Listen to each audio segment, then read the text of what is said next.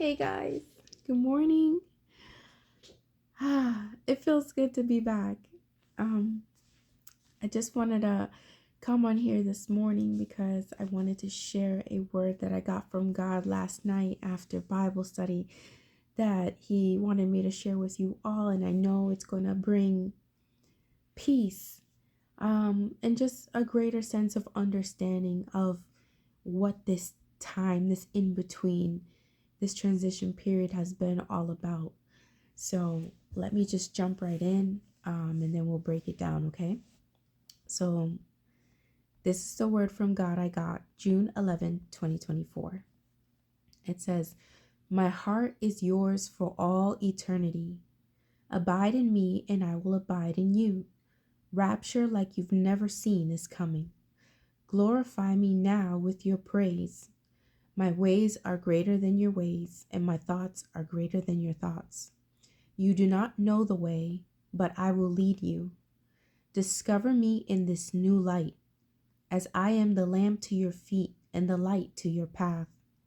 Encourage those along the way as you go.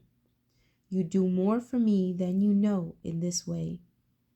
Be light, my children, be light in the darkness, as I have called you to be. My word is within you. Speak it." Now, there's several scriptures that God highlights in this word, and so we're going to go to them, and it's going to, as we go through them, we're going to see that there is a greater understanding as to this period that we've been going through that he's talking about in this word, okay? And so the first one that I wanted to highlight was the second line that says, "Abide in me and I will abide in you." Now this is John chapter 15 verse 5, which says, "I am the vine, and you are the branches. Whoever abides in me, and I in him, he it is that bears much fruit. For apart from me, you can do nothing." Okay? And so in my Bible commentary, it says, "Abide in me" means to continue in a daily personal relationship with Jesus, characterized by trust, prayer, obedience, and joy. Okay? And so during this time, we have to remember that we're keeping these components in our relationship with God. Not only are we seeking Him daily to build our personal relationships with Him, right? But we should be demonstrating trust, right? And displaying obedience, seeking Him in prayer, and also having joy. When we lose our joy in the midst of adversity, we're telling God that we don't trust Him to see us through. And so that's why He says, "Abide in me and I will abide in you." As we abide in Him by doing these things, by having trust, by being in prayer, by demonstrating obedience to what He calls us to, and by having joy in the midst of trial, we're abiding in Him. And so when we do this, we're welcoming Him into our lives and into our situation, thus abiding in us. Okay? And so then he goes on to say, "Rapture like you've never seen is coming." Now, rapture by definition means feeling of intense pleasure and joy.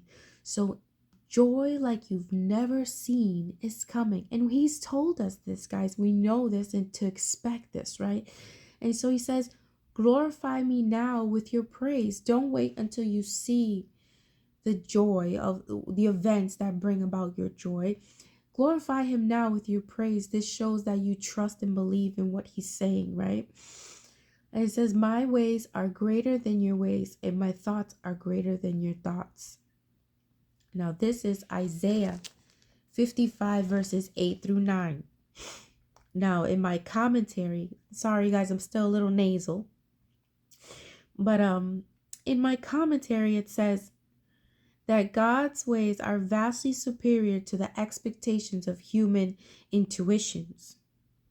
So that basically means don't go by what you think is going to happen, because 9 out of 10 times you will be wrong.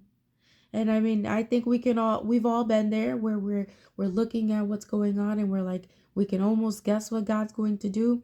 And most of the time, what we thought God was going to do turns out to be completely opposite.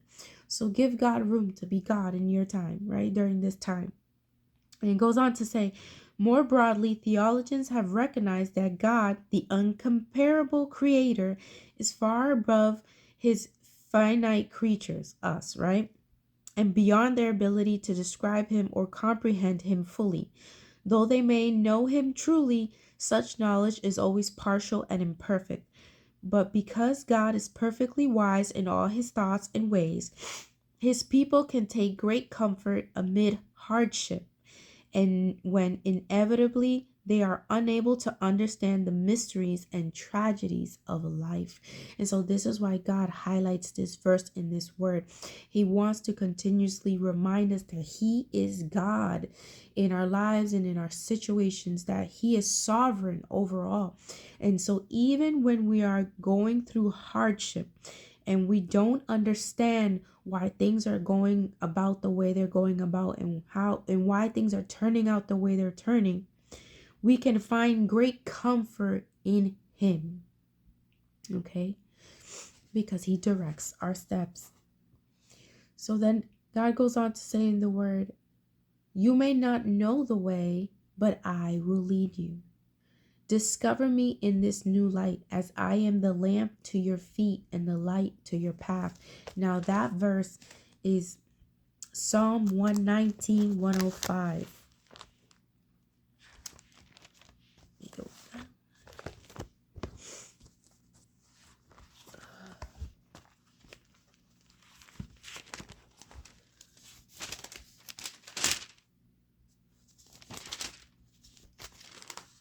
If you guys read Psalm 119, you know it's long. Okay. So Psalm 119, 105 says, your word is a lamp to my feet and a light to my path. Now in my commentary, it says, for greater understanding of the verse, go to Psalm 112, verse 4. And it says, light dawns in the darkness for the upright. He is gracious, merciful, and righteous. Now, the commentary says, the image of light is that of God's guidance. Here, that guidance makes the right path clear for those who pursue covenant faithfulness. Now, the verse says, light dawns in the darkness for the upright. Now, when light is dawning, think of sunrise, right? That's when light is dawning. Now, when you watch a sunrise in the beginning, the light is just a little bit. You only see just a little bit of the sun, right? And it only illuminates just a small part, right? But as time progresses, the sun rises and the light becomes greater, thus illuminating more around you, so revealing more around you so you could see, right? And so that is how God is leading us during this time. He's giving us just enough light for the day to day to reveal what needs to be revealed at that moment. But as time progresses during this transition period, he's going to continue to reveal more and more so that we can continue to walk in the path that he has for us. But the reason why God is doing it this way is to encourage us to learn to be content and to have joy in the right now and what God has revealed in that very moment, because we are so prone to needing to know what's coming, and that what that does is that it requires it when we are so focused on what's coming and what's ahead, we're really trying to lean on our own understanding.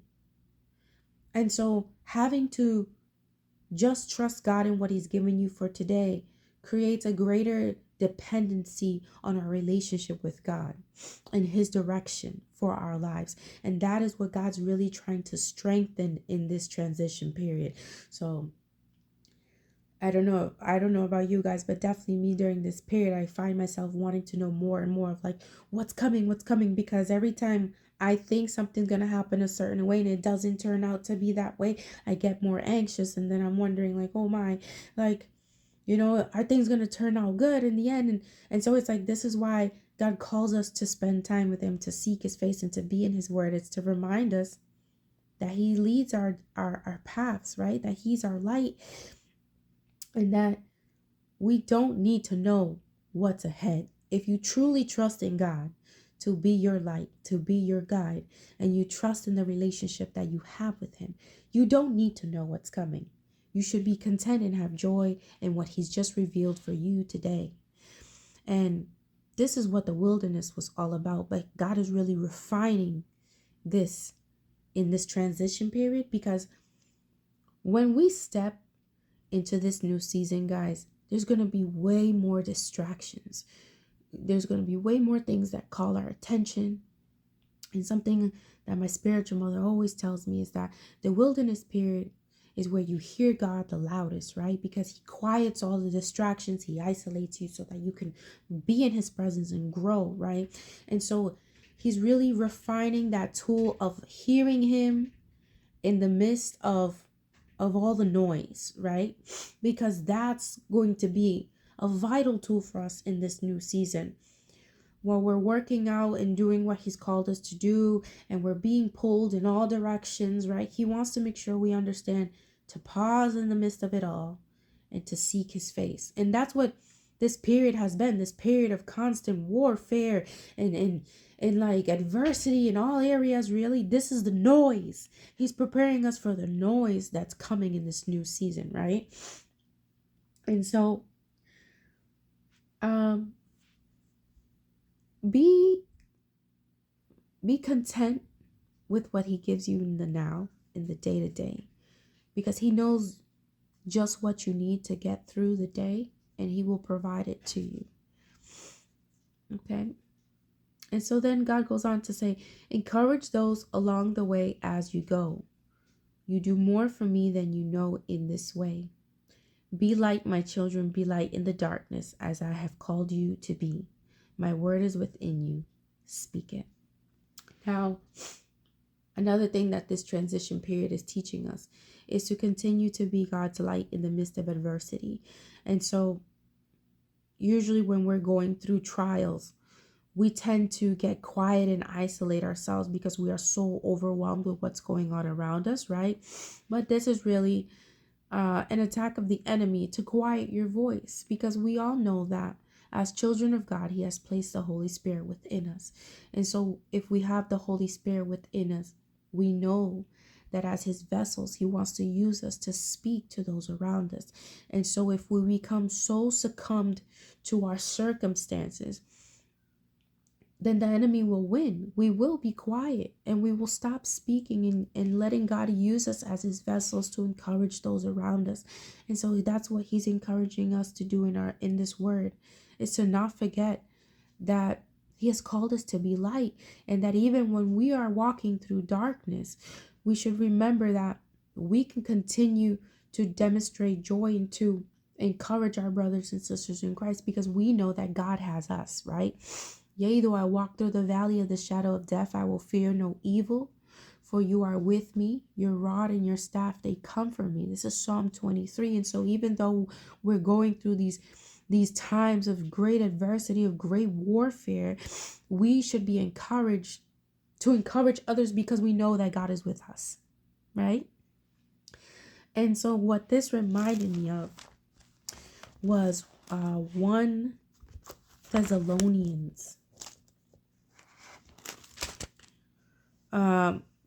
chapter 5 verse 11. It says, therefore encourage one another and build one another up, just as you are doing. And this chapter talks about the day of the Lord. So it talks about the end times, and while we're waiting to see the second coming of Jesus Christ, that we should be encouraging one another and building one another up, okay? And so why does God call us to build one another up during this time when we're being attacked and going through all this warfare? It's because many of us are leaving the wilderness, right? While we're going through this transition period. And so during this period, we're going to encounter people who are just stepping into the wilderness. God will put people in your path who are about to experience what you've already experienced. And so if we quiet ourselves and just focus on what's going on in our lives, God then will not be able to use us as vessels to encourage them and give them the wisdom that they may need as they're stepping into the wilderness. And so we can't allow these warfares to quiet us, to dim our lights, and to take away our joy. Because we know during these times, God is waking more and more people up, right? As the times get darker, more people start to seek the Lord. And so we who have already gone through a wilderness period, who have found the Lord, right? We need to let God utilize us to rebuild the temple. The rebuilding starts now. Yes, it's going to take a greater impact or a greater stance in our lives when we step into this new season, when we receive the provision that God is giving. But really, the rebuilding starts now, in the day-to-day, while you're going through this transition, while you're leaving the wilderness. God is going to want to use you now. And so don't let your circumstances quiet you from being a light and being the wisdom that your brothers and sisters need during this time. And I understand, guys. I can fully empathize with you, how much this warfare can wear you out. Okay, I'm not gonna lie to you guys. The last attack almost quieted me completely. It brought back all my fears of speaking up and my people pleasing tendencies.